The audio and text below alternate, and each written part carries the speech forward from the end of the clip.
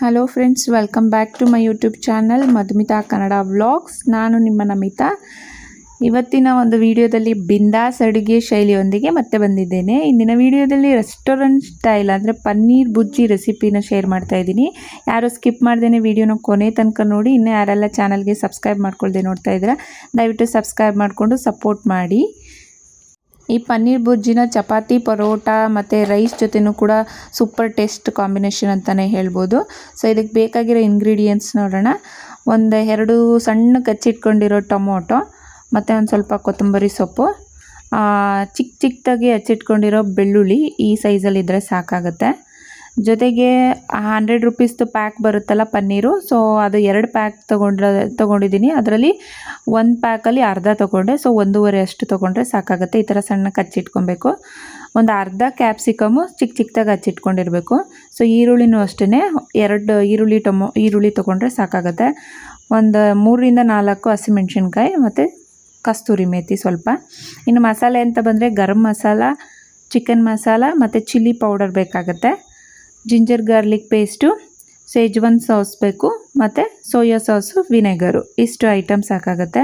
So ನಿಂಬೆಹಣ್ಣು ಇದ್ದರೆ ನಿಂಬೆಹಣ್ಣು ಹಾಕೊಬೋದು, ವಿನೆಗರ್ನ ಸ್ಕಿಪ್ ಮಾಡ್ಬೋದು. ಜೊತೆಗೆ ರುಚಿಗೆ ತಕ್ಕಷ್ಟು ಉಪ್ಪು, ಜೀರಿಗೆ ಆಪ್ಷನಲ್ ಇರುತ್ತೆ, ಬೇಕಾದರೆ ಹಾಕೊಬೋದು. ಇಷ್ಟು ಐಟಮ್ ಇದ್ದರೆ ಸಾಕು. ರೆಸ್ಟೋರೆಂಟ್ ಸ್ಟೈಲ್ ಪನ್ನೀರ್ ಬುರ್ಜಿ ಸಕ್ಕತ್ತಾಗಿ ಬರುತ್ತೆ. ಬನ್ನಿ ಫ್ರೆಂಡ್ಸ್, ಹೇಗೆ ಮಾಡೋದು ಅಂತ ನೋಡ್ತಾ ಹೋಗೋಣ ಸ್ಟೆಪ್ ಬೈ ಸ್ಟೆಪ್ಪು. ಅದಕ್ಕೂ ಮುಂಚೆ ಇನ್ನೂ ಯಾರೆಲ್ಲ ಚಾನಲ್ಗೆ ಸಬ್ಸ್ಕ್ರೈಬ್ ಮಾಡ್ಕೊಳ್ದೆ ನೋಡ್ತಾ ಇದ್ದೀರಾ, ಸೊ ದಯವಿಟ್ಟು ಸಬ್ಸ್ಕ್ರೈಬ್ ಮಾಡ್ಕೊಳ್ಳಿ. ಹಾಗೆ ಪಕ್ಕದಲ್ಲಿ ಕಾಣೋ ಬೆಲ್ಲೈಕನ್ ಬಟನ್ನ ಪ್ರೆಸ್ ಮಾಡಿ. ನಾನು ಮುಂದೆ ಮಾಡುವಂಥ ವೀಡಿಯೋಸ್ದು ನೋಟಿಫಿಕೇಷನ್ ಬರ್ತಾ ಹೋಗುತ್ತೆ. ಮೊದಲನೇದಾಗಿ ನಾನೊಂದು 2 ಸ್ಪೂನು ಆಯಿಲ್ ಹಾಕೋತಾ ಇದ್ದೀನಿ ಇಲ್ಲಿ.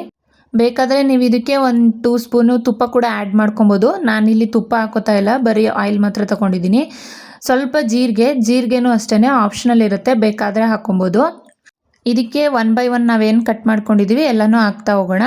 ಸೊ ಮೊದಲನೇದಾಗಿ ಈರುಳ್ಳಿ ಒಂದು ಚಿಕ್ಕ ಸೈಜಲ್ಲಿ ಏನು ಕಟ್ ಮಾಡ್ಕೊಂಡಿದ್ವಿ ಅದು ಈರುಳ್ಳಿ ಹಾಕ್ಕೊಳ್ಳೋಣ.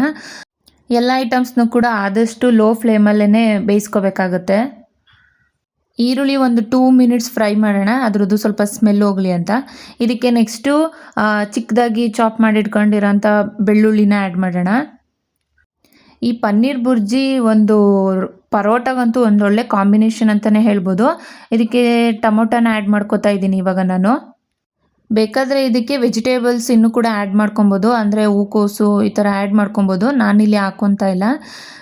ಚಿಕ್ಕದಾಗಿ ಹೆಚ್ಚಿಟ್ಕೊಂಡಿರೋಂಥ ದಪ್ಪ ಮೆಣಸಿನ್ಕಾಯಿ ಕ್ಯಾಪ್ಸಿಕಮ್ ಏನಿದೆ ಇದು ತುಂಬಾ ಒಳ್ಳೆ ಟೇಸ್ಟ್ ಕೊಡುತ್ತೆ. ಸ್ವಲ್ಪ ಲೋ ಫ್ಲೇಮಲ್ಲೇ ಹಾಕಿ ಇದನ್ನೆಲ್ಲ ಫ್ರೈ ಮಾಡ್ಕೊಳ್ಳೋಣ. ಸೊ ಇದಾದ ಮೇಲೆ ಈಗ ನಾನು ಇದಕ್ಕೆ ಮೆಣಸಿನ್ಕಾಯಿನ ಆ್ಯಡ್ ಮಾಡ್ಕೊತಾ ಇದ್ದೀನಿ. ಒಂದು 2ರಿಂದ 3 ಮೆಣಸಿನ್ಕಾಯಿ ಆದರೂ ಆಗುತ್ತೆ. ಸ್ವಲ್ಪ ಕಡಿಮೆನೇ ಹಾಕ್ಕೊಳ್ಳಿ, ಯಾಕೆಂದರೆ ಕ್ಯಾಪ್ಸಿಕಮ್ ಹಾಕಿರೋದ್ರಿಂದ ಸೊ ಸ್ವಲ್ಪ ಕಡಿಮೆನೇ ಹಾಕೊಬೋದು. ಜೊತೆಗೆ ಚಿಲ್ಲಿ ಪೌಡರ್, ಈಗ ಮಸಾಲೆಗಳನ್ನ ಏನು ತೊಗೊಂಡಿದ್ವಿ ಅದೆಲ್ಲನೂ ಕೂಡ ಹಾಕ್ತಾ ಹೋಗೋಣ. ಸ್ವಲ್ಪ ಚಿಲ್ಲಿ ಪೌಡ್ರು, ಆಮೇಲೆ ಚಿಕನ್ ಮಸಾಲ ಪೌಡ್ರು ನೀವು ಯಾವುದಾದ್ರೂ ಹಾಕ್ಕೊಬೋದು, ಒಳ್ಳೆ ಕಾಂಬಿನೇಷನ್ ಇರುತ್ತೆ. ಇದ್ರ ಜೊತೆ ಗರಂ ಮಸಾಲಾನ ಆ್ಯಡ್ ಮಾಡ್ಕೋತಾ ಇದ್ದೀನಿ. ಬೇಕಾದರೆ ಪೆಪ್ಪರ್ ಪೌಡ್ರು ಕೂಡ ಆ್ಯಡ್ ಮಾಡ್ಕೊಬೋದು.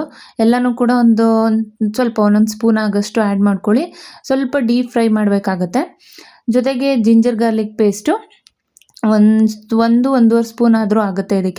ಇದಕ್ಕೆ ಬೆಸ್ಟ್ ಕಾಂಬಿನೇಷನ್ ಅಂತ ಹೇಳಿದ್ರೆ ಸೇಜ್ವಾನ್ ಸಾಸು, ಅದೊಂದು 2 ಸ್ಪೂನ್ ಅಥವಾ 3 ಸ್ಪೂನ್ ಆ್ಯಡ್ ಮಾಡ್ಕೊಳ್ಳಿ, ತುಂಬ ಒಳ್ಳೆ ಟೇಸ್ಟ್ ಕೊಡುತ್ತೆ ಇದಕ್ಕೆ. ಜೊತೆಗೆ ಸೋಯಾ ಸಾಸ್ ಬರುತ್ತಲ್ಲ, ಸೊ ಅದು ಕೂಡ ಆ್ಯಡ್ ಮಾಡ್ಕೊಳ್ಳಿ. ಒಂದು 1/2 ಸ್ಪೂನು ಅಥವಾ 1 ಸ್ಪೂನ್ ಹಾಕಿದ್ರೆ ಆಗುತ್ತೆ. ವಿನೆಗರು 1 ಡ್ರಾಪ್ ಅಥವಾ 2 ಡ್ರಾಪ್ ಈ ಥರ ಆ್ಯಡ್ ಮಾಡ್ಕೊಳ್ಳಿ. ವಿನೆಗರ್ ಜಾಸ್ತಿ ಆ್ಯಡ್ ಮಾಡ್ಕೊಳಕ್ಕೆ ಹೋಗ್ಬಿಡಿ. ವಿನೆಗರ್ ಬೇಡ ಅಂತ ಹೇಳಿದ್ರೆ ನಿಂಬೆಹಣ್ಣು ರಸನೂ ಕೂಡ ಆ್ಯಡ್ ಮಾಡ್ಕೊಬೋದು, ಅದು ಕೂಡ ಒಳ್ಳೆ ಟೇಸ್ಟ್ ಕೊಡುತ್ತೆ. ಇದಿಷ್ಟು ಮಸಾಲಾನು ಹಾಕ್ಬಿಟ್ಟು ಒಂದು 2 to 3 ಮಿನಿಟ್ಸ್ ಕಂಪ್ಲೀಟಾಗಿ ಬೇಯಿಸ್ಕೊಳ್ಳೋಣ. ಅದಾದಮೇಲೆ ಇದಕ್ಕೆ ನಾನು ಪನ್ನೀರ್ನ ಆ್ಯಡ್ ಮಾಡ್ಕೋತಾ ಇದ್ದೀನಿ. ಏನು ಚಿಕ್ಕದಾಗಿ ಕಟ್ ಮಾಡ್ಕೊಂಡಿದ್ವಿ ಪನ್ನೀರ್ನ ಆ್ಯಡ್ ಮಾಡ್ಕೊಳ್ಳೋಣ. ಅದನ್ನು ಮಸಾಲೆ ಜೊತೆ ಚೆನ್ನಾಗಿ ಒಂದು 2 ಮಿನಿಟ್ಸು ಡೀಪ್ ಫ್ರೈ ಮಾಡಿ. ತುಂಬ ಒಳ್ಳೆ ಕಾಂಬಿನೇಷನ್ ಬರುತ್ತೆ. ಜೊತೆಗೆ ಹಸಿ ಸ್ಮೆಲ್ ಏನಿದೆ ಎಲ್ಲ ಕೂಡ ಹೋಗುತ್ತೆ. ಲಾಸ್ಟದಾಗಿ ಬಂದು ಕಸ್ತೂರಿ ಮೇಥಿ, ಅದು ಬಂದು ಕೊನೆಯಲ್ಲಿ ಹಾಕ್ಕೊಂಡ್ರೆ ಅದ್ರದ್ದು ಸ್ಮೆಲ್ ಫ್ಲೇವರ್ ತುಂಬ ಚೆನ್ನಾಗಿ ಕೊಡುತ್ತೆ. ಜೊತೆಗೆ ರುಚಿಗೆ ತಕ್ಕಷ್ಟು ಉಪ್ಪು ಎಷ್ಟು ಬೇಕೋ ನಿಮಗೆ ನೋಡಿ ಹಾಕ್ಕೊಬೋದು.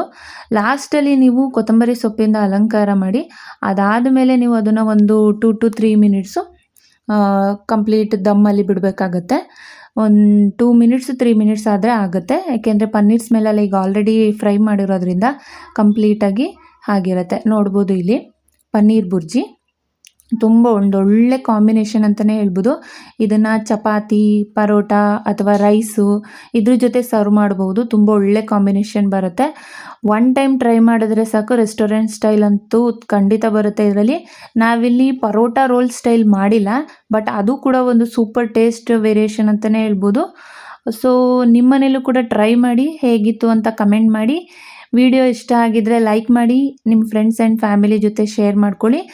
ಮತ್ತೊಂದು ಇನ್ಫಾರ್ಮೇಟಿವ್ ವಿಡಿಯೋ ಮುಖಾಂತರ ನಾನು ನಿಮ್ಮನ್ನ ಮೀಟ್ ಮಾಡ್ತೀನಿ ಫ್ರೆಂಡ್ಸ್. ಅಲ್ಲಿವರೆಗೂ ಗೊತ್ತಿದೆಯಲ್ಲ, ಖುಷಿಯಾಗಿ ಬಿಂದಾಸಾಗಿ ಹೀಗೆ ನಗ್ನಗ್ತಾ ಖುಷಿಯಾಗಿರಿ friends. Love you all, take care, bye.